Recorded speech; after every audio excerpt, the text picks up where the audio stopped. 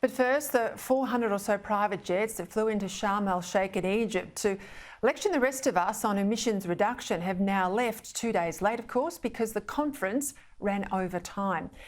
As usual, when there's no real agreement, delegates conceded on principle but not on practice. So there's an agreement now to create a loss and damage fund to compensate poorer countries for the environmental damage supposedly caused by richer ones, but no agreement on how much, who will pay and who will benefit, even how it will be administered. What we do know is the world's biggest emitter, China, will be on the receiving line for climate fund largesse, because under the rules, the UN regards China as a developing nation despite its economic reality. A previous COP meeting agreed that richer countries would create a $100 billion a year fund to help poorer ones. Well, that quickly petered out because, again, no one could agree who should pay what and how it should be run. But having failed to do a comparatively small thing, they've now agreed to try again. Only this time, poorer countries are expecting the likes of Australia collectively to contribute not $100 billion this time, but 20 times as much as that, $2 trillion or 2,000 billion dollars each and every year, or roughly the annual GDP of Australia. Now, plainly, this is never going to happen. No democratic leader is going to demand that their people hand over tens of billions every year to the often corrupt politicians of the third world countries on the basis of misplaced guilt.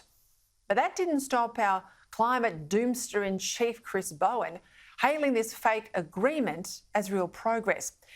Here's Chris Bowen quoting Al Gore.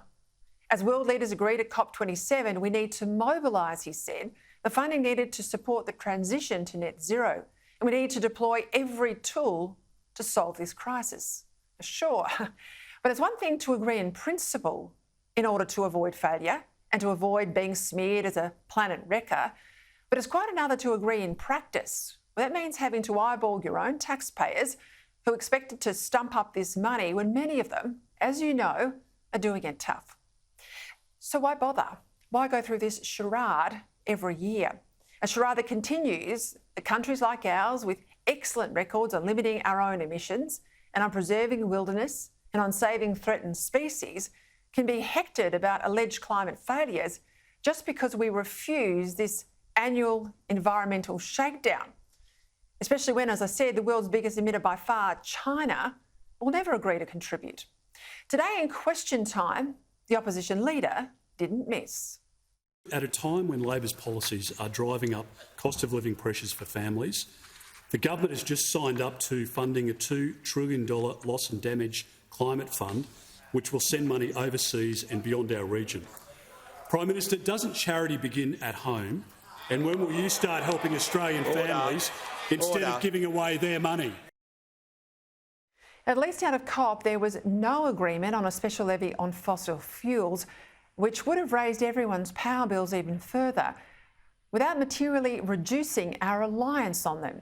Now, they could hardly have done that, could they, when next year's COP host is Dubai in the UAE, the world's third richest country, courtesy of the fossil fuels we all remain so dependent on.